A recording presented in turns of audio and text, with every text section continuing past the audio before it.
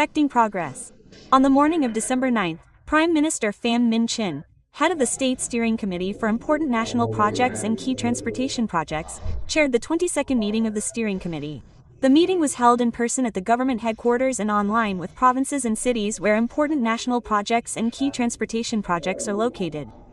Following the directive to prepare projects to celebrate the 14th National Congress of the Party, to date, ministries, sectors, and localities have registered 245 projects in 34 provinces and cities with a total capital of over 1.3 million billion VND. At the meeting, the Prime Minister and delegates continued to review each item, especially the North-South Expressway projects, the Lao Cai-Hanoi Haiphong Railway, Long Ton International Airport, and the plan to inaugurate a series of projects on December 19, along with the awarding of commendations to collectives and individuals with outstanding achievements. Concluding the meeting, Prime Minister Pham Minh Chinh praised the ministries, sectors, localities, project owners, project management boards, investors, construction contractors, especially the engineers and workers on the construction sites and the people for their proactive and active participation in implementing the projects, ensuring progress and quality. Many projects were completed ahead of schedule, contributing to socio-economic development and the target of over 8% growth in 2025. He requested ministries, sectors, localities, and relevant entities to continue working diligently, ensuring compliance with the law, with the goal of completing 318 kilometers of expressways, 1,700 kilometers of coastal roads, and Long Ton International Airport by December 19, 2025.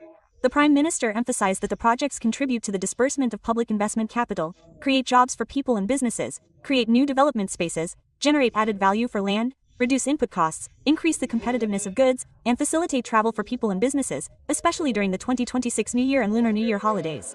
The Prime Minister stressed that the remaining time in 2025 is very short.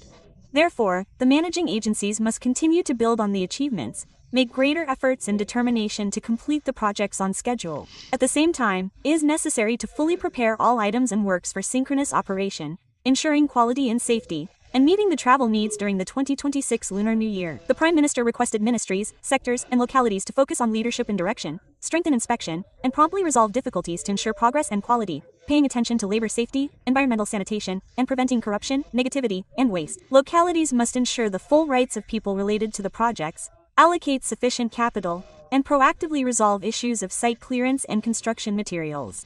Reiterating the goal of completing and putting into use 3,000 kilometers of expressways, including the route from Sao Bang to Ca Mau and about 1,700 kilometers of coastal roads, the Prime Minister requested each ministry, sector, locality, investor, consultant, and contractor to innovate their thinking, flexibly implement methods, overcome difficulties, especially weather conditions, and mobilize maximum human resources, machinery, and equipment to accelerate progress and improve the quality of the works.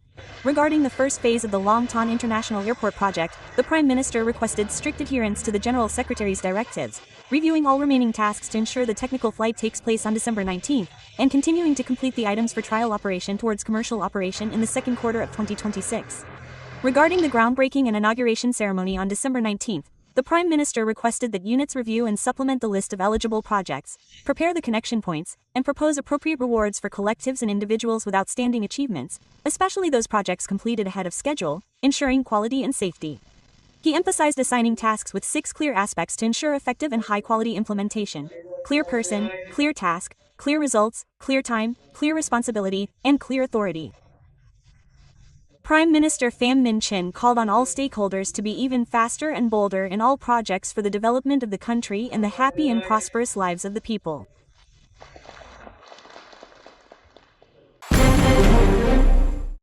During the afternoon discussion session on December 9 regarding the draft law amending and supplementing several articles of the value-added tax law, National Assembly deputies focused on analyzing bottlenecks in implementation, especially the slow and inadequate tax refund mechanism and shortcomings in tax policies applied to agricultural products and waste products. They proposed many specific technical solutions to support businesses in promoting production and business activities and protecting the state budget. Regarding tax refund procedures, Deputy Ha Si-dong, from the Quang Tri Provincial National Assembly delegation, suggested that the law amendment should not only focus on shortening the tax refund time but also shift to an automatic refund mechanism, classified according to risk levels. Businesses with good compliance should receive tax refunds within a fixed time frame. For high-risk cases, verification should be conducted before the refund. The deputy emphasized that without clear sanctions for delayed tax refunds, businesses will still face capital stagnation, interest costs, and significant operational risks. Deputy Ha Si-dong also emphasized the need for specific regulations in the law regarding the application of big data and artificial intelligence. Accordingly, it must clearly state the types of data to be connected, technical standards, security requirements, and the responsibilities of each party. It cannot just be a slogan.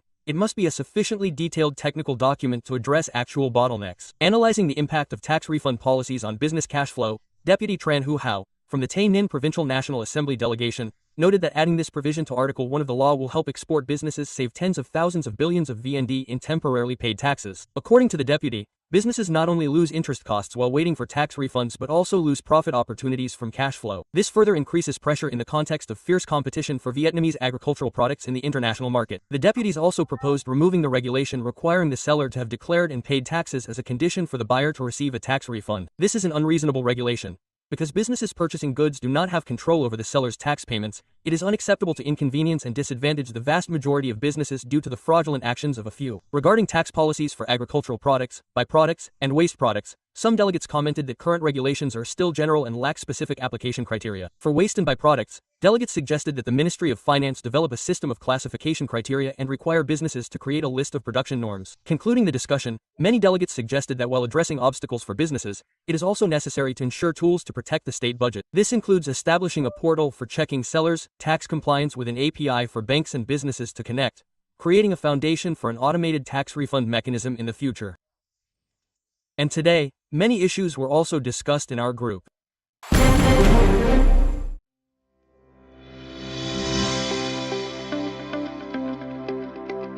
The declining birth rate, rapid population aging, and limitations in population quality are the context for the draft population law being developed and submitted to the National Assembly for consideration. Previously, population policies were regulated by numerous resolutions, ordinances, and legal documents, sometimes fragmented and inconsistent. The population law is expected to synthesize, update, and fully institutionalize the parties' views on population in line with the new context, not only focusing on family planning but also on population and development. The draft population law revolves around four main policy groups: maintaining a reasonable birth rate, reducing gender imbalance at birth, adapting to population aging, and improving population quality.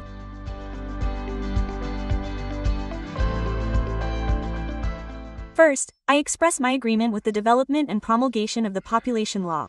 This promulgation is extremely necessary because current population policies have revealed many limitations and are no longer suitable for the current population situation in Vietnam. Basically, I agree with the content of the draft submission and the verification report of the Committee on Culture, Education, Youth, and Children. Regarding the measure to increase maternity leave, there should be flexible regulations, differentiating between different occupational groups, sectors, and regions before implementation. At the same time, it is necessary to simultaneously supplement measures to support businesses, reduce the cost of employing female workers, and have policies to ensure equal opportunities for career advancement for women after maternity leave. On the other hand, instead of just focusing on extending maternity leave for women, it is necessary to expand more substantive support policies to reduce the burden on women in childbirth and childcare.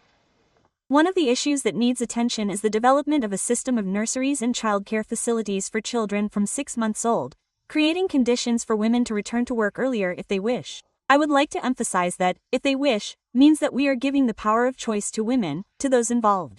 This will be the first law of the state to officially institutionalize the parties' guiding views on population and development. Secondly, regarding the integration of population factors into socioeconomic development strategies and plans. Article B, Clause 2 of the draft law defines the population factors to be integrated into development policies as only including 3 elements: population size, structure, and distribution.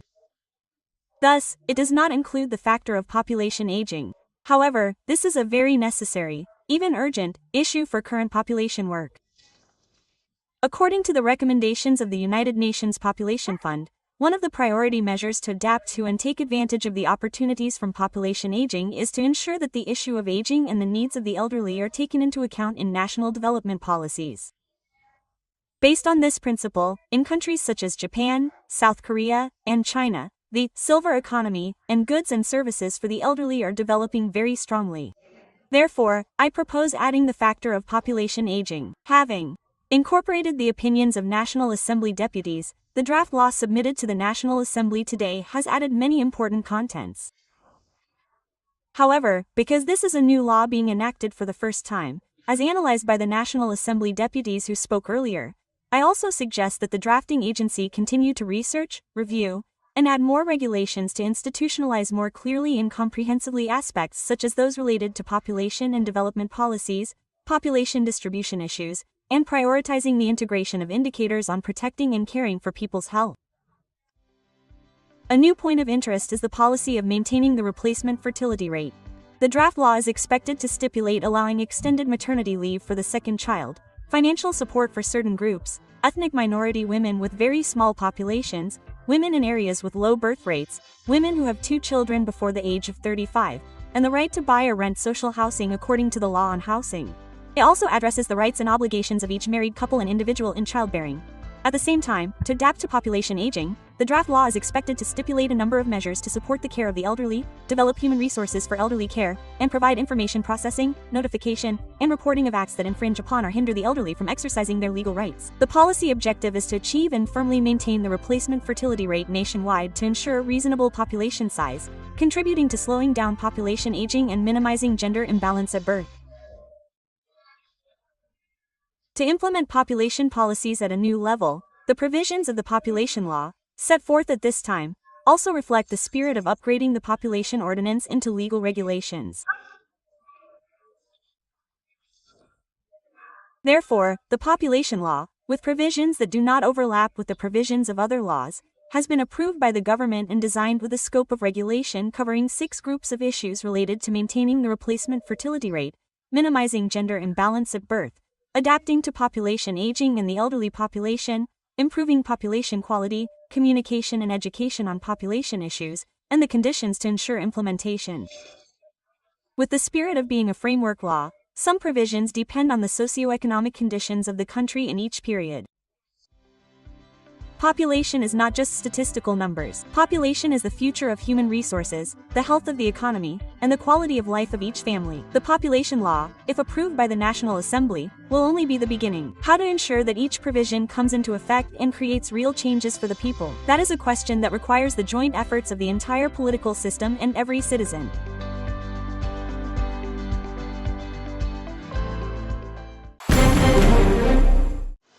Digital transformation in household businesses is becoming a mandatory requirement as electronic invoices and transparent revenue management are key criteria of Decree 70.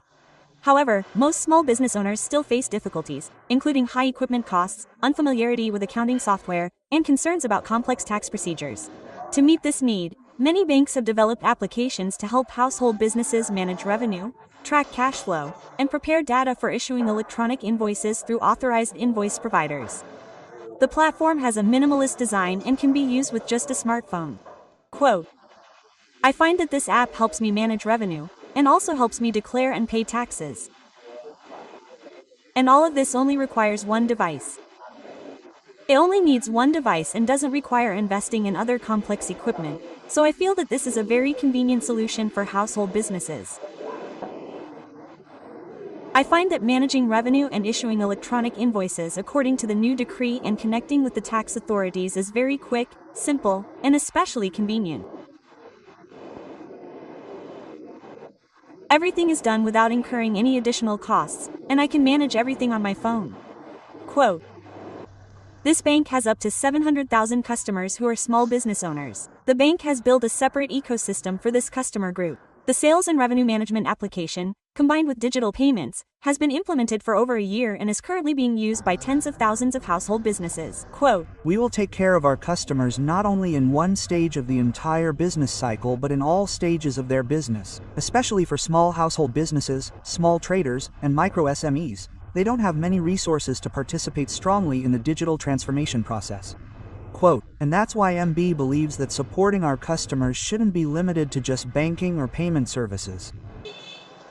Beyond revenue management platforms or electronic invoice support, many banks are building comprehensive ecosystems for business owners. From low-interest loan packages and flexible overdrafts to training programs on cash flow management, digital skills, and tax filing guidance, we help business owners easily transition their operating models. We have implemented an integrated payment package on a POS QR platform linked to electronic invoices and an electronic tax portal on a single platform. In addition, we also organize communication and training programs for business owners to easily access and understand the use and benefits of these services. When business owners use our products and services, They will receive many benefits regarding fees, account opening methods, and especially interest rates on deposits and loans. Thanks to this support, the process of complying with electronic invoicing, revenue transparency, and tax management for business owners becomes simpler, creating a foundation to promote the digital economy and ensure budget revenue during the current strong digital transformation period. 500 million. Low-altitude economy, a newly emerging concept, is becoming a new development direction for many countries.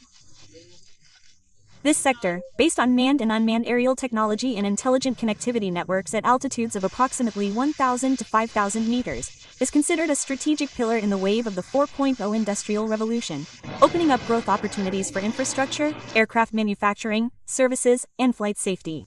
In light of this trend, Vietnam needs to quickly complete its legal framework, promote research and production, and build a national ecosystem for low-altitude aircraft to keep pace with global development. In fact, recent months in Vietnam have clearly demonstrated the power of unmanned aerial vehicles, UAVs, in emergency situations. During major floods that isolated many areas and made roads inaccessible, civilian aircraft became an effective tool for supplying goods, medicine, and supporting rescue efforts. In agriculture, a sector contributing 12 to 14% of GDP and employing 40% of the workforce, UAVs are creating a strong shift towards automation, from pesticide spraying, seeding, and irrigation to crop monitoring. The combination of UAVs, AI, and IoT is forming a new ecosystem for supporting industries, smart agriculture, logistics, surveillance, and entertainment, promoting a digital, green, and knowledge-based economy and opening up many opportunities for the development of high-tech industries. It can be said that high technology and supporting industries serving the development of various sectors, including the low-altitude economy, represent a huge potential. Secondly, there are issues related to agriculture and other economic sectors such as healthcare, marine economy, logistics, transportation, and construction, all areas where supporting industries and high technology can participate and develop. Therefore, I believe that the deep and broad participation of supporting technology and high technology in the economy, including the low-altitude economy, will develop strongly in the coming time. In fact, the low-altitude aviation industry is projected to reach US $700 billion by 2035, indicating that this is a promising new technological field in Vietnam. The low-altitude economy is estimated to be worth approximately US $10 billion. Experts assess that Vietnam possesses advantages ranging from a stable environment and mastery of core technologies to a supporting industrial ecosystem. Resolution 57 and the amended legal system in 2025 have created a synchronized legal framework for the development of strategic technologies such as UAVs, robots, and AI cameras. Notably, the National Innovation Center, NIC, has proposed building the first UAV testing airspace, paving the way for the commercialization of domestic products. I think that low-altitude aviation is a field that requires all units nationwide, from research and innovation units to industrial units and those building information technology infrastructure, to participate. I believe this is a field with great potential and prospects, and it will be groundbreaking in a different way, allowing Vietnam to develop better, more uniquely, and create more efficiency in the future.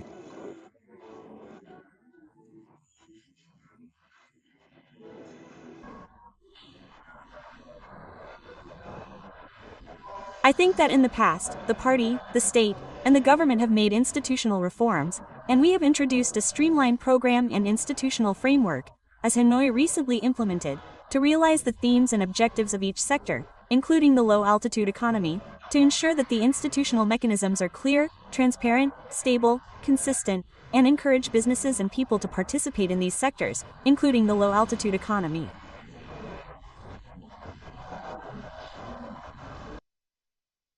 However, to unlock the low-altitude economy, Vietnam needs to quickly complete the legal framework, invest in developing research and development centers and specialized technology zones, train human resources, and expand international cooperation. Many opinions suggest developing a national UAV development plan for 2025 to 2030, issuing a new decree to replace Decree 36 of 2008 on airspace planning, and promulgating a set of technical standards for low-altitude civilian, industrial, and economic UAVs as a strategic step to expand new business opportunities. Completing these policies will create a foundation for Vietnam to develop a self-reliant UAV industry, aiming for exports and deep participation in the global market.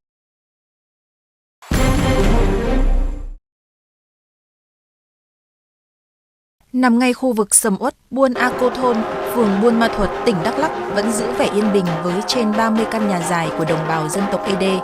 Nhiều hộ dân nơi đây đã tận dụng giá trị văn hóa bản địa để phát triển du lịch với nhiều loại hình dệt thổ cẩm, nấu rượu, giăng xe cà phê thủ công, ẩm thực, homestay, thu hút du khách tham quan. Mơ ước của bác luôn luôn làm thế nào để văn hóa của mình có thể rộng khắp mọi nơi. Bởi thế thì bác mới tổ chức làm cái gọi là công chiêng. Đấy, lại thì sau này thì thấy thì coi là cái nhu cầu khách nó gọi là muốn ở lại đó thì làm mấy cái homestay nó ở lại. Còn đôi khi khách muốn hái cà phê trúng mùa đó thì họ vào biệt mùa thì họ vào họ hái. Hồi xưa buôn mình chỉ phát triển về nông nghiệp, bây giờ được nhà nước tạo điều kiện phát triển thêm một số hoạt động như du lịch. Đó là một cái điểm mạnh của buôn. Buôn làng mình có cuộc sống ấm no đầy đủ và phát triển kinh tế theo cuộc sống hiện đại bây giờ. Cách trung tâm hơn 10 km, Buôn Tân Dú có hơn 480 hộ dân, đa phần là đồng bào dân tộc ED. Nhiều gia đình trong buôn đã liên kết để cùng làm du lịch. Nhờ vậy, không gian văn hóa cồng chiêng hiện diện trong nhiều nếp nhà. Phụ nữ biết dệt thổ cẩm, nấu món truyền thống, giới thiệu ẩm thực bản địa, nghệ nhân duy trì nghề tạc tượng dân gian, góp phần thay đổi diện mạo buôn làng. Năm 2024, Buôn được công bố là điểm đến du lịch cộng đồng. Trong thời gian sắp tới là có sẽ triển khai nó làm sao mà vừa là phát triển kinh tế xã hội, vừa giữ gìn cái bản sắc văn hóa dân tộc. Mục đích là để mà có những cái nguồn thu nhập chính của mà cái người mà lao động trong cái việc bảo tồn và phát huy bản sắc văn hóa dân tộc của mình. Đó mà cho nên là chính vì vậy mà trong thời gian sắp tới á, là sẽ là tiếp tục đó sẽ là phát huy, là sẽ là có cái sự mà chỉ đạo, là quan tâm, là phối hợp với cái ngành nghề để mà cái nghị quyết của Đảng bộ nó sớm để vào hiện thực. Tỉnh Đắk Lắk đã chọn 5 buôn đáp ứng điều kiện để ưu tiên đầu tư phát triển du lịch cộng đồng. Đến nay có 3 buôn đã được công bố là buôn du lịch cộng đồng. Lấy cái kinh tế, lấy cái văn hóa để nâng cao thu nhập, nâng cao đời sống nhân dân, nhưng đồng thời đó cũng là giúp để cho bà con giữ gìn và phát huy cái di sản văn hóa. Chính vậy trong thời gian tới là chúng tôi sẽ tận dụng tranh thủ rất các cái không gian, các cái di sản, rồi đồng thời là thông qua cái sự đầu tư của các chương trình mục tiêu quốc gia, thông qua cái sự đầu tư của nhà nước để hỗ trợ cho các cái buôn, các cái thôn đồng bào dân tộc phía Bắc, cũng như là các cái buôn đồng bào dân tộc thiểu số tại chỗ để mà phát huy và gìn giữ các cái giá trị văn hóa gắn với các phát triển du lịch ở các cái cộng đồng dân cư. Việc phát triển du lịch gắn với bảo tồn văn hóa đang mở ra hướng đi bền vững cho nhiều buôn làng tại Đắk Lắk. Khi bản sắc văn hóa được nâng cao, du lịch không chỉ mang lại nguồn thu mà còn góp phần giữ gìn những giá trị riêng của đồng bào các dân tộc.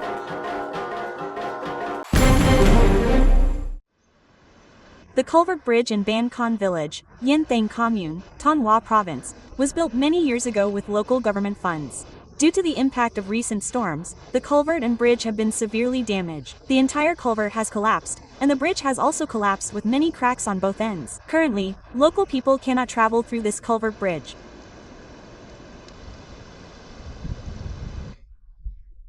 In the past, after many storms, especially storm number 10, Yen Thang Commune suffered significant damage. Among the damaged infrastructure are the culvert bridges, particularly the Ban Con culvert and the Ban Vin bridge. Even more importantly, the embankment in the commune has also been eroded. We hope to receive support for the construction of new culvert bridges. At the culvert connecting Mo village to Trong village in Yen Myon commune, this structure has also been severely damaged. However, during the rainy season, people still have to travel through this area. Whenever floodwaters rise, many vehicles face danger when traveling through this culvert. Currently, this culvert is completely damaged and eroded. The people using this vital road hope that the government will soon repair this culvert bridge for safe travel.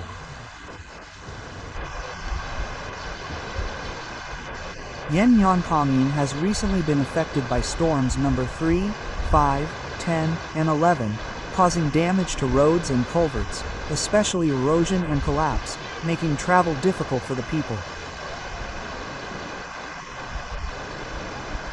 We hope that the competent authorities will pay attention and provide financial support for repairs. In the border commune of Yen Quang, 7 culvert bridges are severely damaged, including the Suoi Ban culvert. Several culverts in Ban Sang village near the border are also severely damaged. The local government has proposed to the province to provide funds for repairs. However, to date, the province has not yet provided financial support. There are 7 severely damaged culvert bridges in the commune. These include the Suban Bridge, the Kai Li Dam Dan Bridge, and several culverts in Sanghang and Jop Bien Joy villages.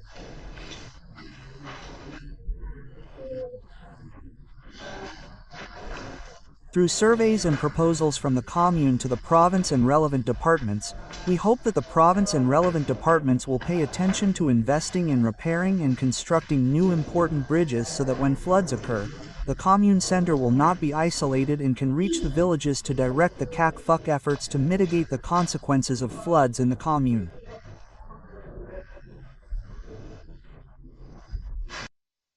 According to the Department of Construction of Thanh Hóa Province, due to frequent flooding, the general condition of the culvert structures inevitably suffers damage. To address this situation, in the 2023 to 2025 period, the People's Committee of Thanh Hóa Province has approved the repair of 9 severely damaged culvert structures with a total cost of approximately 150 billion Vietnamese dongs. To date, 2 projects have been completed. However, the need for investment in replacing culvert structures in localities is very large, while the provincial budget is still facing many difficulties. The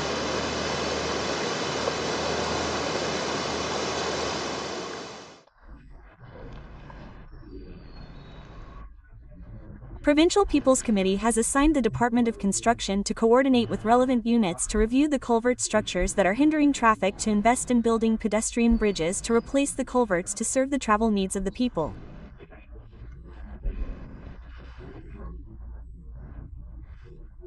The Department of Construction has also coordinated with relevant departments and units to review and advise the Provincial People's Committee to consider and report to the competent authorities to consider investing in a number of pedestrian bridges to gradually replace the culverts to better serve the travel needs of the people.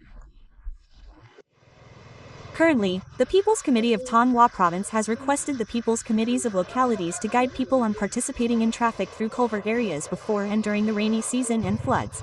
At the same time, supplement the water level warning system on submerged culverts, and proactively allocate local funds for the management, maintenance, and minor repairs of these culverts. During the rainy season and floods, warning signs should be erected to ensure the safety of people and vehicles. For severely damaged culverts, the People's Committees of the communes are requested to proactively allocate funds for repair and remediation. In cases of financial difficulties, a project proposal should be prepared and submitted to the Provincial People's Committee for consideration and financial support.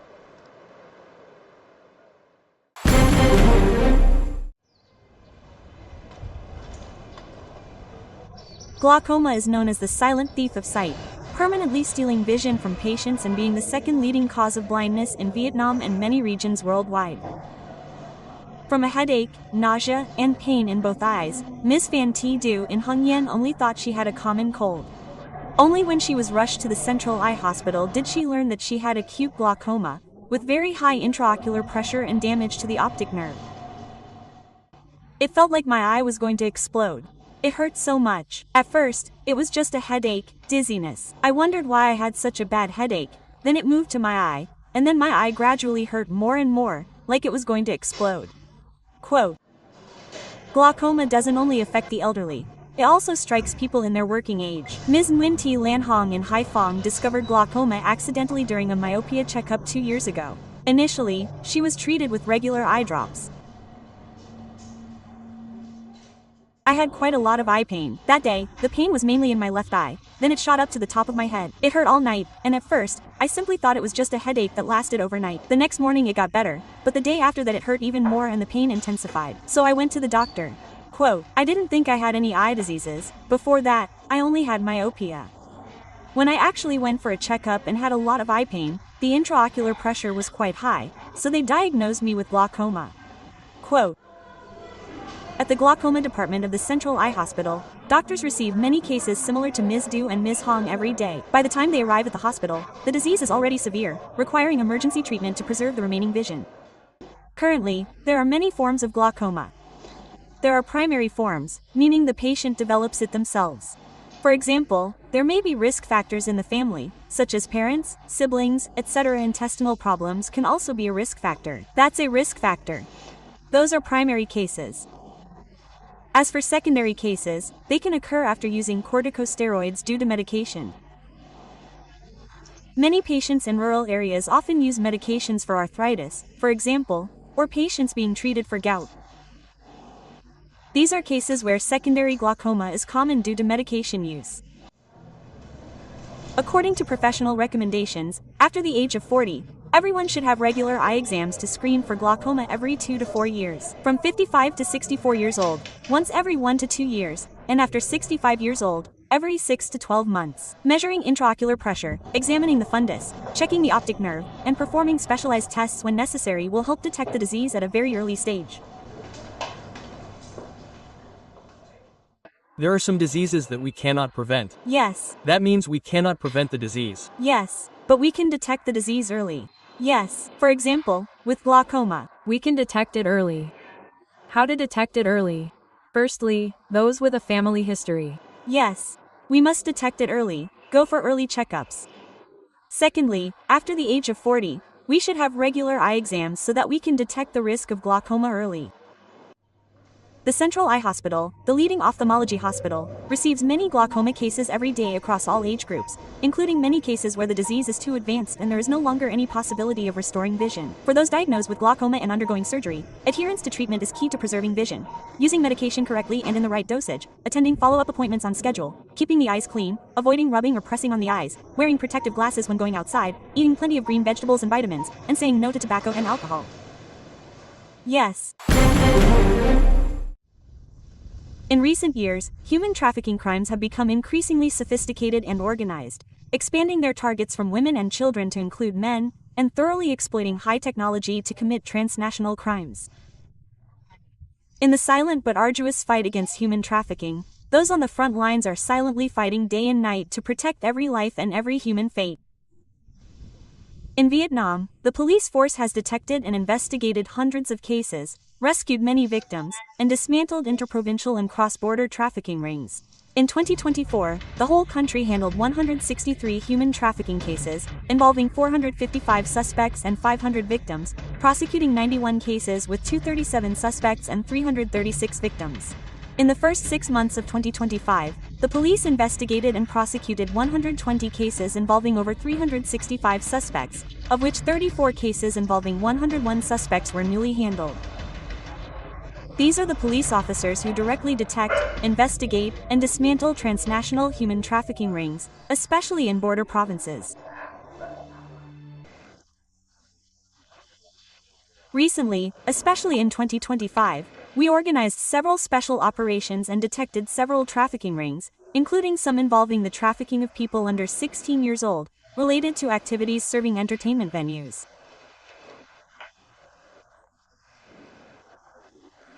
In Rachgia City, formerly Rachgia Ward, and some communes such as in Bien and the U Minh Thuong area, etc.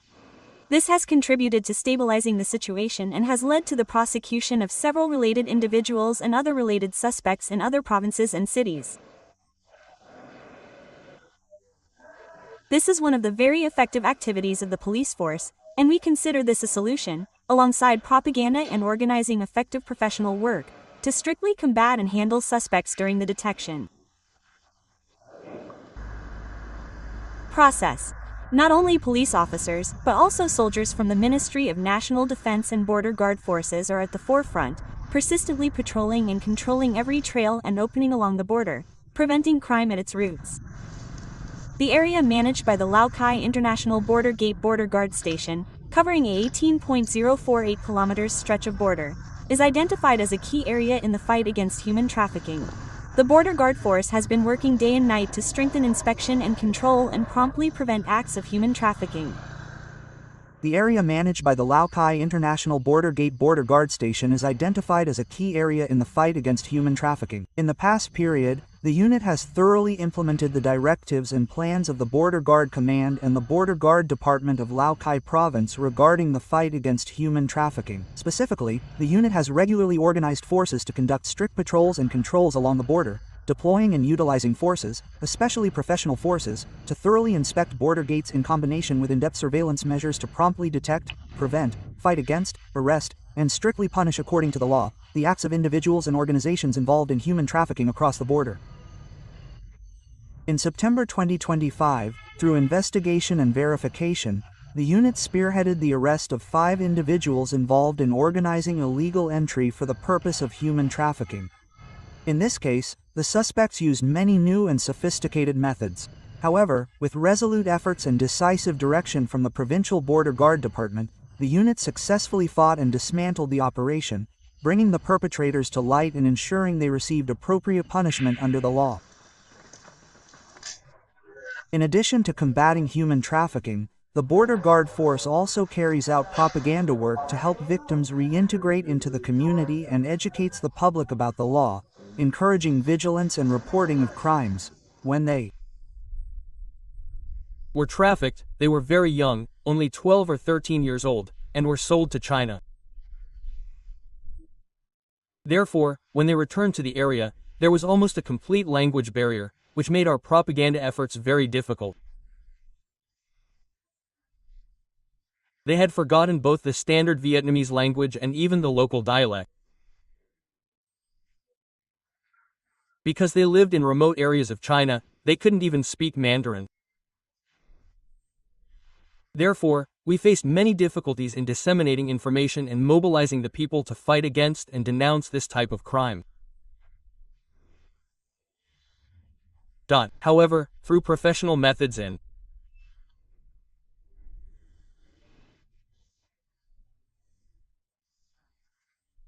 gradually approaching the victims, we were able to encourage them to express their feelings and concerns, and to reveal the criminal activities of the perpetrators so that we could prosecute those involved in human trafficking.